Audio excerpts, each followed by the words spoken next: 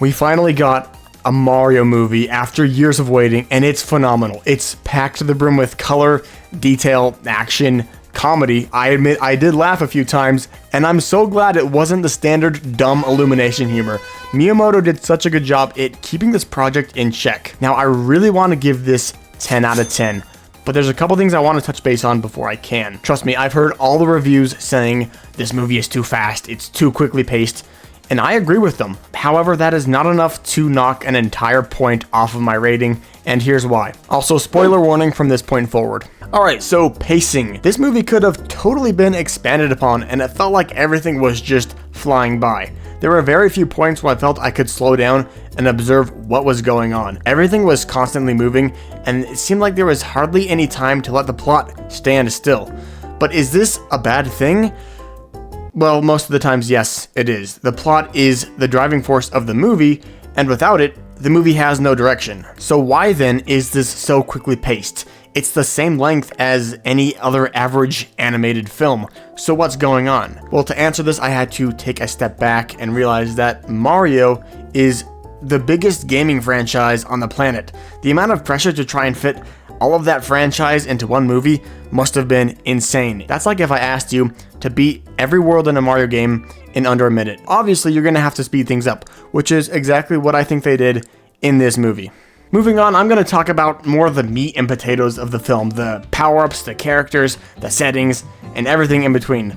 Yes, we wanted to see the propeller mushroom and the frog suit and all the other hundreds of power-ups in the games, but they did a really good job of what they did give us. Just look how cool Tanuki Mario is, and not to mention Fire Flower Donkey Kong, and don't even get me started about Peach in the biker outfit. It's not only the characters that look great, but it's the spaces they occupy. For example, the Mushroom Kingdom is a great adaptation from what we've seen in the games, but it also added a lot of new elements to build up a kingdom unlike anything we've ever seen.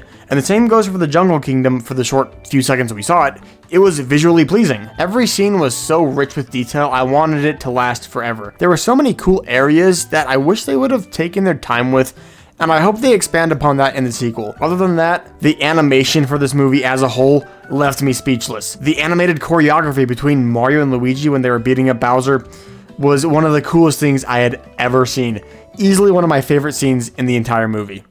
Also, surprisingly, I liked Seth Rogen as Donkey Kong. I thought his character was played really well, and I loved the hateful friendship between him and Mario.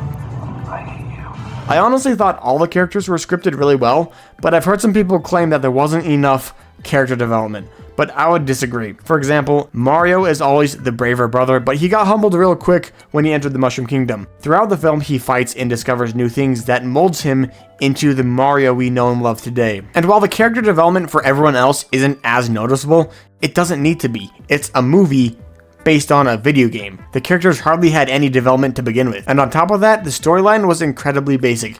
But that's not bad at all. For Nintendo's first official feature-length film, a simple plot that's easy to follow was a smart thing to do. If you wanted to leave the theater experiencing a thrilling plot and steady pacing, go watch one of the Marvel movies. You can't start crying because you brought the wrong expectations to the wrong movie. This film is fun and engaging, and it benefits because of how well it exceeds in that. I go to the theaters to be entertained and not to philosophize in the deeper meaning of the story's message or the intricacies of the plot. Now, as a film student in college, these are things I should care about, and I do, but as a huge fan of Mario, the only thing I care about is seeing my favorite characters on the big screen. And call that bias if you want, but I believe I've made my point. Before I give my final rating, there is one thing I absolutely hate about this movie. That is this dog. It reeks of Illumination. It looks like a leftover model from their Life of Pets movie. And that bathroom scene was completely unnecessary. They could have easily gotten their point across in 30 seconds. They did not need to waste 2 minutes of our precious movie with that scene. The rest of the film I completely forgot was animated by Illumination, except for that one scene, which makes me wonder, why did Miyamoto allow that to slide? And here's the reason I personally like to believe. So basically, Nintendo is in charge of the entire movie. Illumination says, hey, we're helping you animate this, we should get some screen time. Miyamoto generously offers them a couple minutes of screen time, and this is where that stupid dog comes from, that silly music, and the dramatic angles. With this new mindset, I can be just a little bit more forgiving of this scene, and I kinda like the nod of approval the dog has at the end.